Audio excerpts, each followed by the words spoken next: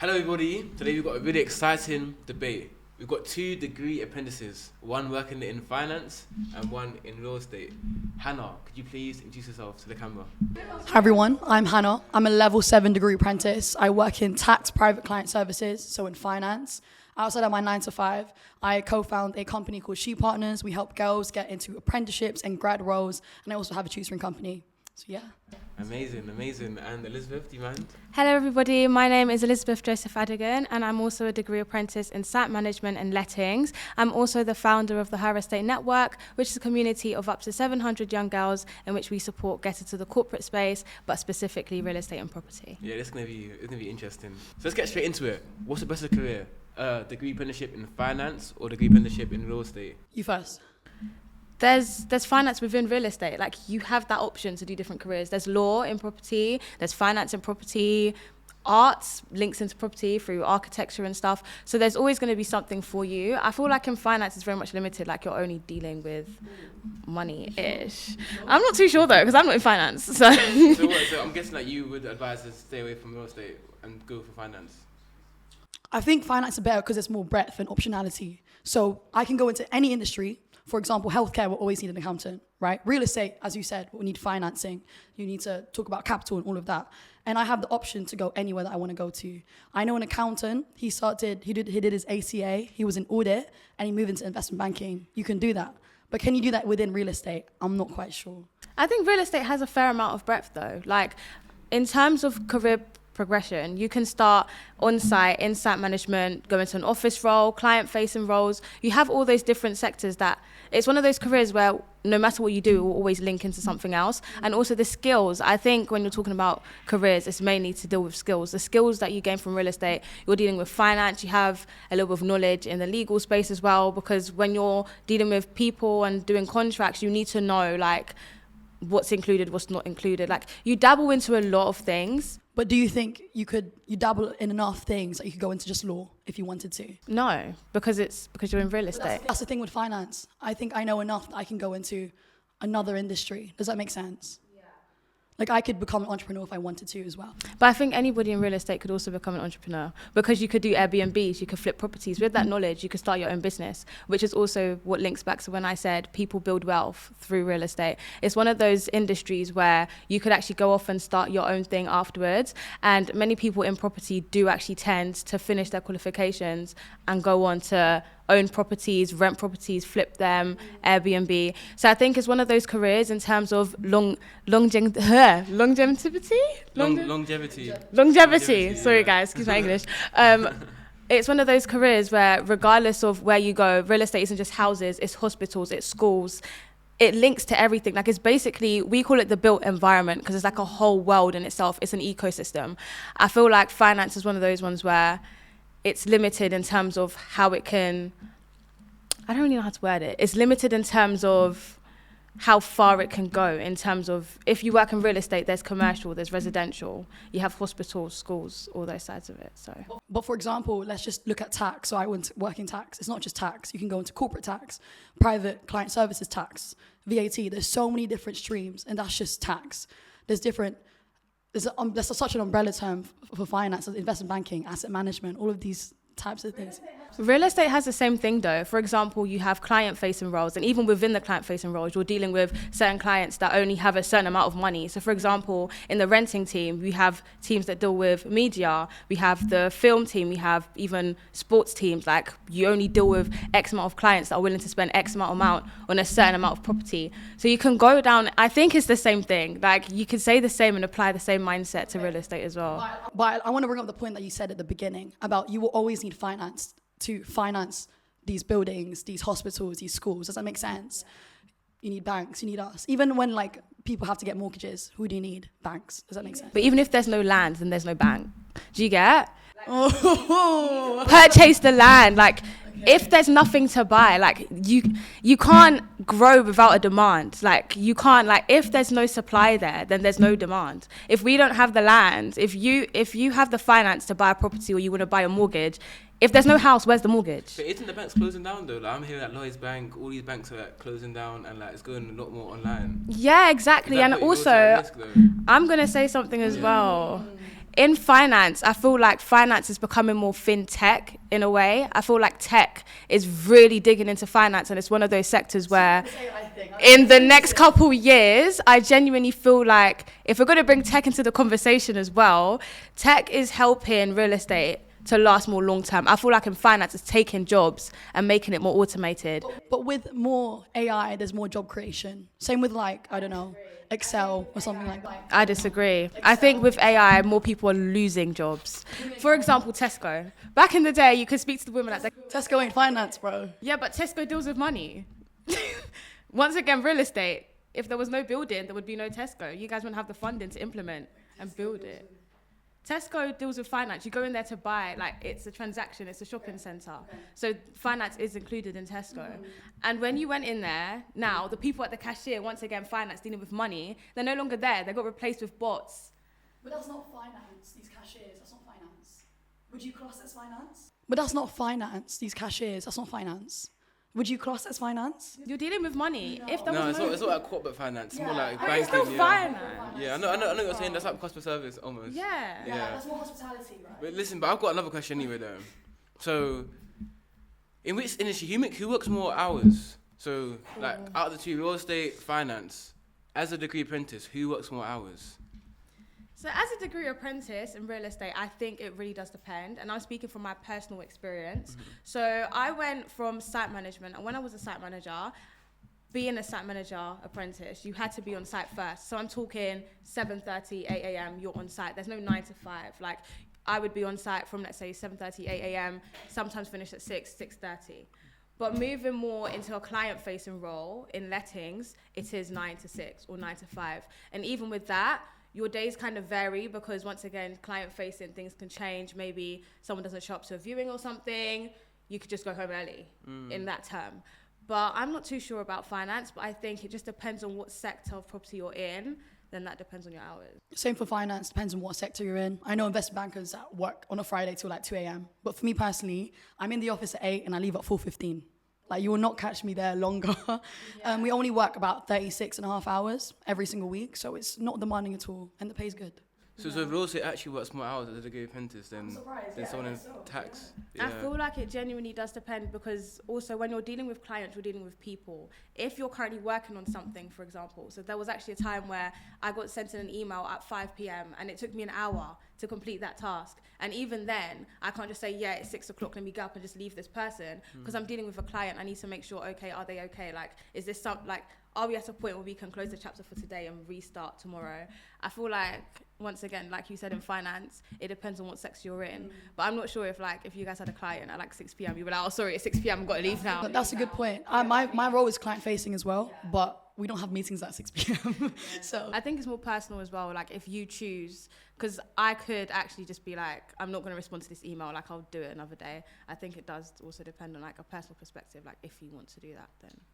But I know some estate agents that work weekends as well. Did you work weekends? That's optionally. So, for example, let's say there's a client who wants a video for a property because they can't view it in real life. If you wanted to on a Saturday and maybe the tenant wasn't at home, you could go in and take a video and then send it. Once again, you don't have to do that, but if you wanted to do that, you could. And even if you didn't want to, you wouldn't lose your job because those are not within your hours. Do you get? Okay, cool. That was interesting. All right, my next question. Degree apprentice in finance, degree apprentice in real estate. Which makes more money? Should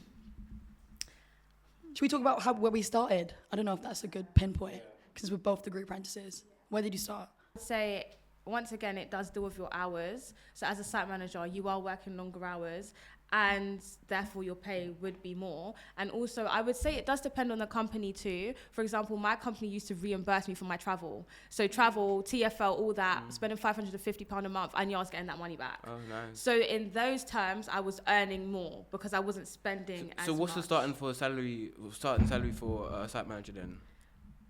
26k as a degree apprentice. So 25, 26k plus travel reimbursement. plus travel reimbursement. Cool. But how does travel reimbursement work? So someone works in tax, you can't do that. You can only reimburse your travel if it's to a site, not if it's from home to work. Yeah, because I was a site manager.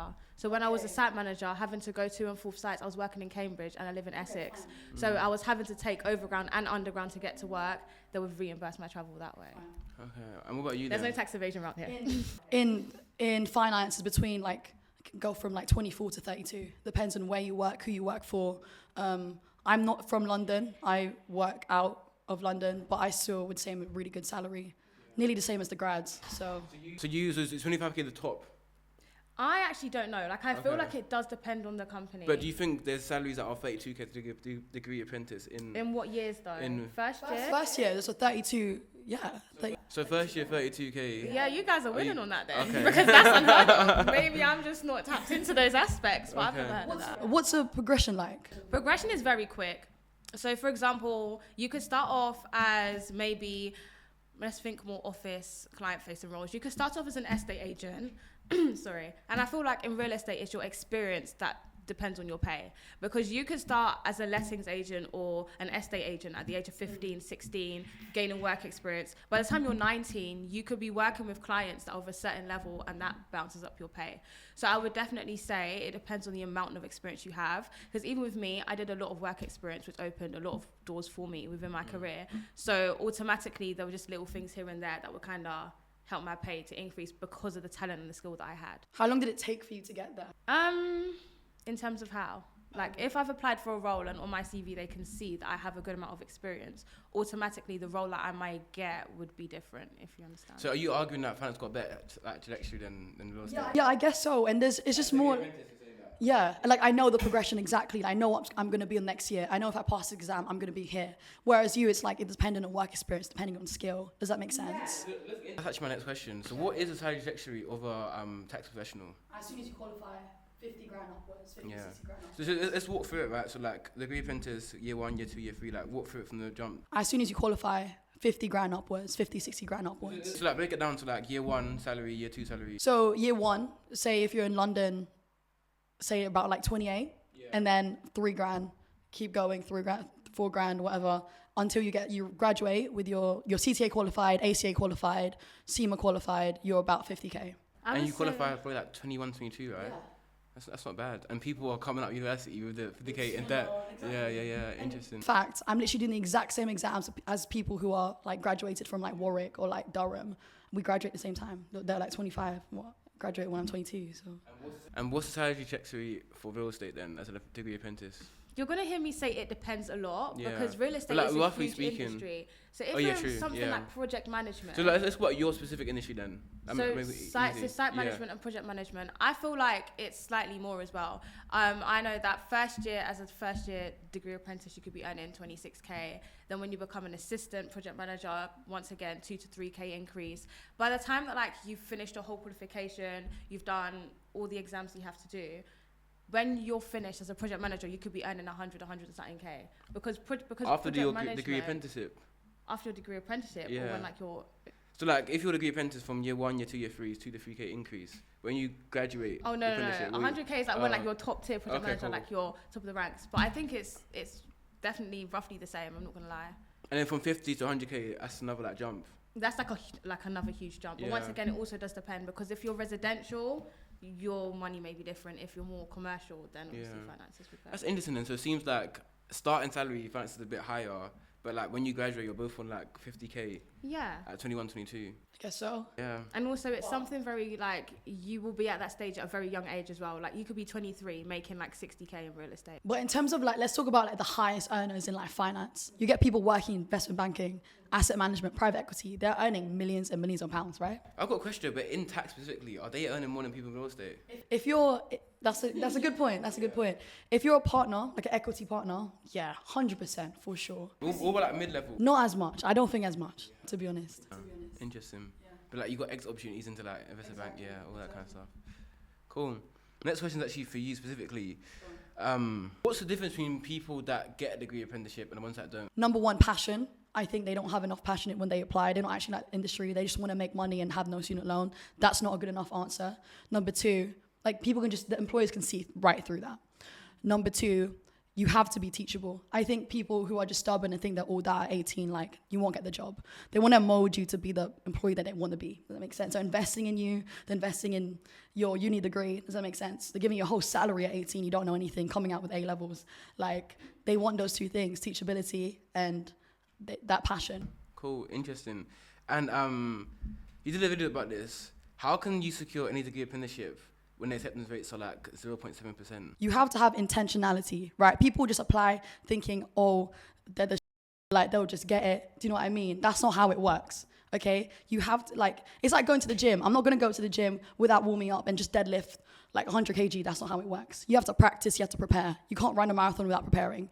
So you have to practice psychometric tests. You have to do mock interviews. You have to do all these things. You can't just give in a CV and think you're going to get it. That's not how it works. And the competition is getting fierce and fierce every single year because, like, you can see the pros of doing a degree apprenticeship, right? No student loans, you're only at 18, working for a big company.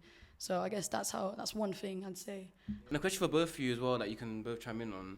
Like, seen in the news that we've seen the largest amount of university applications successful. Like, we've seen the most amount of people go to university this year of all years. Are they making a mistake? As two people that have done a degree apprenticeship, the fact that we've seen the most amount of people ever go to university this year, are they making a mistake? I'm very balanced on this view because from the last time I checked, 50% of degree apprentices leave in the first year. And I think there's many reasons that feed into it, but it's expectations that aren't fulfilled. That's a big issue. So I think many people have gone to uni, and even running the Higher Estate Network, I've spoken to loads of young people and been able to see this perspective face to face. Many of them said that last year they wanted to do a degree apprenticeship, but within the span of last year till now, there's been a huge awareness and people have come online and been more real about what they've experienced as a degree apprentice. So many more people are rethinking, is this actually what I want to do? And should I just go to uni instead? But at the same time, I'm a strong believer that uni is something you should do if you actually need the degree for it. So for example, I feel like if you're going to go into site management, it's more vocational, like it's a hands-on job. I've gone to universities and I've spoken to people who want to go into site management. They've never been on a construction site a day in their life. So when you come to the industry, you're not going to know what you're doing. So you've spent 8 years in uni, you're now in debt, you're going to come to an industry, then there's going to be someone who's been in there since they were 17, knows what they're doing. They're not going to be your manager because they have the experience and it's tangible. So that's what I think. I think there's been a lot more awareness as to why you should do a degree apprenticeship and why you shouldn't. So. And what's your thoughts? I actually went to university for a year and I dropped out. Not crazy. To do a degree apprenticeship because I think job security is very important. I know people from Oxford and Cambridge who don't have a job after graduating, which is crazy, right? That's how cooked the job market is, exactly.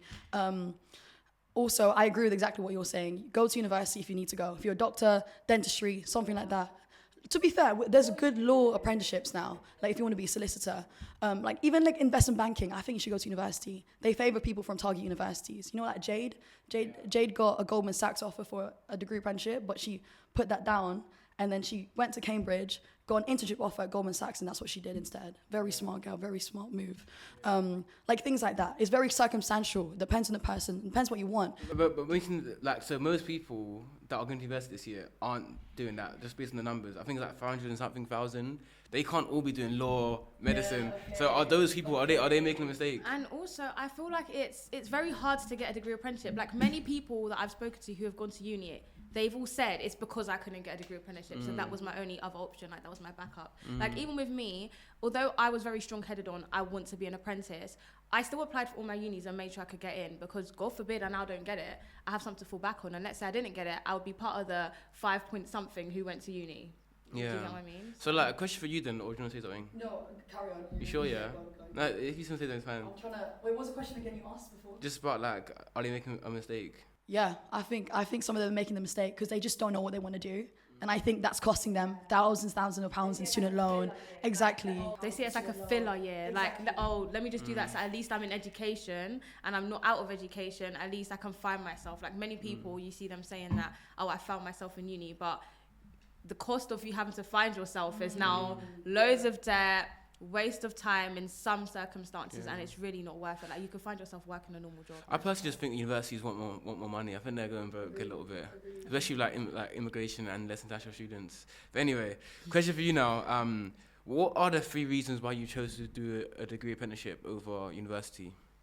I would say hands-on experience. Like, I was always somebody who knew that I couldn't do the whole studying thing all over again. Like, I would say I was academic, but I was tired of it. And I knew that in terms of the industry that I wanted to go into, since I was networking at a very young age, I knew that real estate is something I want to do. I have the network. Let me maximize that network and see how far it gets me. So that was one thing. I knew that I needed hands-on experience because I saw how far that got me in the first place. Secondly, earning potential. Like, I hate it when people just try to avoid the topic, like, oh, you don't want to do it for the money. Like, I'm not saying money was my motive, but it's like, if you're able to earn and work at the same time and kind of get into that routine of like earning, going to work at a young age and kind of just building yourself at that stage, I think is a very good thing. And thirdly, job security, just like what you mentioned. I think one thing about working in corporate that I've realized is that people value those who have been there from the very start, like they've watched you grow in a way. So if they were able to kind of take me on at a young age, develop me and build me, I feel like they're not going to want to lose that investment, because one thing that one of my old managers told me is that the greatest return on investment you can ever get is through people, not money. So if they invest in you, they're going to expect something back. And if they can see you growing at such a young age, they're not just going to drop you. Like, they're going to keep you. But if you're like a grad and it's like, oh, there's like 15 of you applying for 1 year and it's like only 4 people can actually stay on afterwards because there's only 4 spaces left. It's like, it's quicker for them just to kick you away like flies. Yeah, damn. Don't like flies, you know. All right, cool. Same question for you. 3 reasons why you picked to do apprenticeship over university. I think a very good answer. I don't want to steal from you. I completely agree with what you said. I would say networking. You're now around, like, the reason why I left uni is because I felt like I was around bums, bro. And like, I'll be honest, like, you are the 5 people you surround yourself with. And I didn't feel like I was growing as a person. I didn't feel pushed. So going to the corporate world, now you're surrounded by partners, you're surrounded by ambitious people, you're surrounded by people who want to work hard, right? Who want to earn. So I like that network. Number 2, what have you not said? You said earning. What's it? Okay. Yeah, earning, let's be honest. Like, to be able to come in, I can't, like, I had arse A-levels as well. Coming in and I'm getting paid well, like, you know, why not? And number 3, yeah, I'll be honest, like, the prestige, like, of doing a degree apprenticeship. As you said, 0.7% acceptance rate. It's like, it's pretty cool to be able to say that, you know, you're getting a degree paid for, you're that girl, you know, put on LinkedIn. You know, it's pretty good. Cool. Question for you now.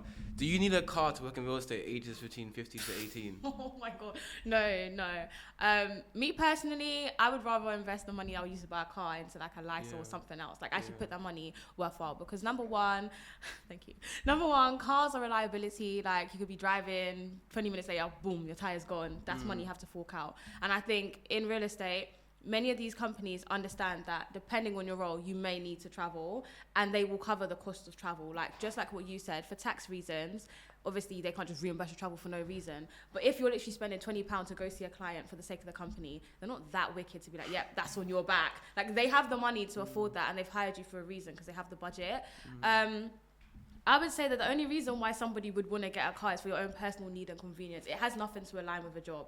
For example, if you think it's hard to wake up at 5 a.m. and you would rather drive yourself to the station and get the bus, that's now on you, because you want to live a luxury lifestyle at an expense. So it's, in terms of the actual career, no, you don't need a car. Like, in fact, many of these companies actually encourage you to cycle. Like, recently in my new role, trust me, I've been on those line bikes. Like, I have learned how to line bike, and I think it's a great thing.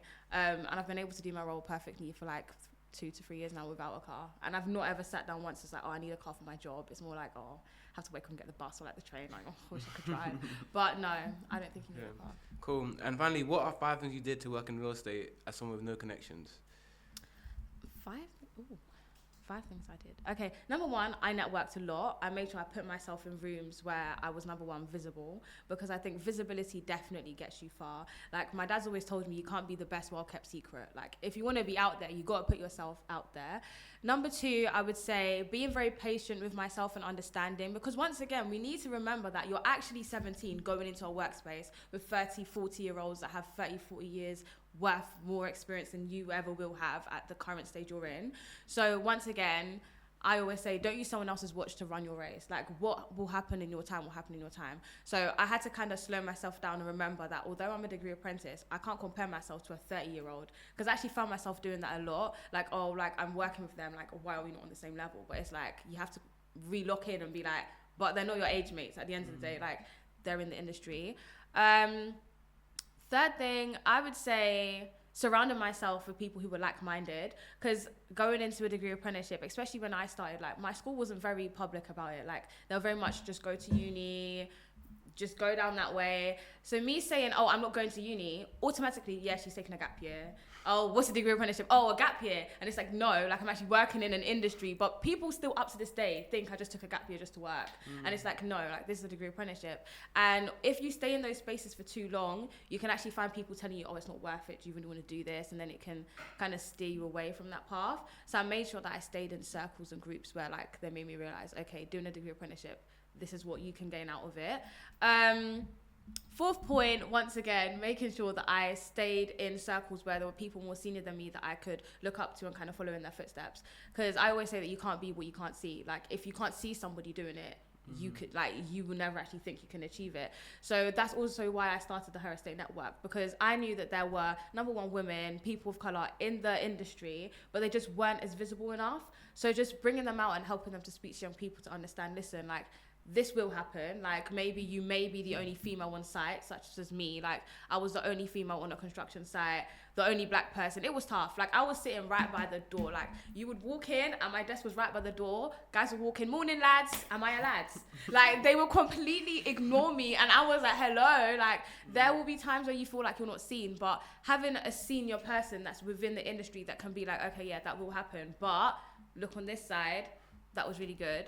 And then last thing, I think I learned to understand that there's no such thing as balance, because people always like to talk about, oh, like, when you're applying for like a degree apprenticeship, you have X amount of time to focus on your A levels, you have X amount of time to go to the gym, Pilates, and then do all like your applications. That's not going to happen. Like, you actually need to understand that if you want a degree apprenticeship, you will come back from school, you will be in the library until 6 p.m. because you have an A-level exam the next day, and you will still have to do that cover letter, perfect your CV, email the people, post on your LinkedIn. There's no such thing as, oh yeah, I just want it to be calm and balanced. Like, I just have to be real for myself and say, listen, if you really want this, you're going to have to sacrifice those hours of sleep, you're going to have to get to school early, you're going to have to grind hard on your A-levels. You can't just be like, oh, I'm just focusing on one thing right now. No, like, you just have to be real with yourself. So cool, that's amazing. Do you want to answer as well? So 5 things you did to get a degree apprenticeship in tax. 5 things I did to get a degree apprenticeship in tax. Okay. Number 1, I took initiative. I didn't cry when I didn't have work experience. You have to take initiative. Speak to people on LinkedIn, reach out to them, do what you need to do. As you said, you know, you have to be visible, do the things you need to do. Get yourself in spaces where you can meet these people, like networking events, all of these places. Number two, like find a mentor, find someone who can actually help you. I feel like it's hard to do the journey all by yourself. And as you said, 0.7%, very, very low acceptance rate. If you can speak to people who have been there and done that, that's the best, that's the best. Like, finding mentorship and coaching in that sense, if that makes sense. Number 3, what else did I do? I'm trying to think. You have to be proactive. You can't just sit there, expect everyone to spoon feed you. That's not how it works. If you want it, go get it. Like, everything good. Exactly. Like, everything good is hard. Like, it's not going to come to you if you, like, you know what I mean? Like, you have to make your own tracker. You have to make your own CV. You have to do your own cover letter. Like, as you said, like, there's no balance, right? It's the same thing. Like, you have to go home and behind closed doors, like, do mock interviews, do all of these things, like, to put you ahead, to be part of that 0.7%. You have to do these things. Number 4, I'm trying to think. You have to understand your why. I think if you just think in your mind, like, oh, I want to do degree apprenticeship because I want to make 28 grand a year, that's not a strong enough why. Okay, why do you want to make 28 grand? Like, what can that do for you? Like, is that helping you pay off your mom's mortgage? Is that helping you, I don't know, buy a car for your little sister? Does that make sense? Like, what can that degree apprenticeship allow you to do? And I think that will give you a really strong why, and that's what's going to help you push you to do those things that you don't want to do, if that makes sense. And lastly, if we're done, that's fine. Cool. Alright, cool. And what I'm gonna do now, just to end with, I feel like it was quite a fire at the beginning, so I'm gonna give you guys 5 more minutes to defend your corner real estate versus finance. Okay. And then, but like once the time is up, the time is up. Final 5 minutes. Defend your corner. What's a better degree apprenticeship? Real estate or finance? I think finance, for different reasons, right? Number one, breadth. Okay, I can go into many different industries, and the industry is very broad: tax, audit, accounting, investment banking, asset management, you name it, right? There's a lot of things in finance. Number two, because there's a lot of things in finance, there's a lot of options, okay? I have a lot of choices where I can go. Like, I can do my degree apprenticeship in tax and then move into investment banking if I really wanted to. And coming up from that, transferable skills, okay? Now I understand how to speak to a client. I understand financial statements. I understand cash flow. I can go into many different things. And those are very valuable things to have, to go into different industries. And I can even have my own business if I wanted to.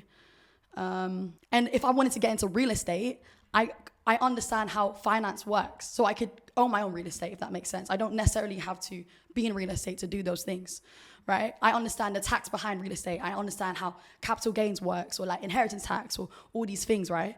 Because I'm in finance. And lastly, like the earning potential and the ceiling. Like people in finance have crazy earning. Oh, is that me? People in finance have crazy earning potential. Like, look at investment bankers, look at asset managers, look at people in private equity. They earn so much money. So those are the 4 reasons why I think finance is better. Okay, I think real estate is definitely better because, just as you said, you don't have to choose real estate because you know finance. There's actually, you can combine both. Like, you don't have to do real estate or finance. In real estate, you have real estate finance. So you also mentioned roles like private equity. There's real estate private equity. So you don't. Proves my point.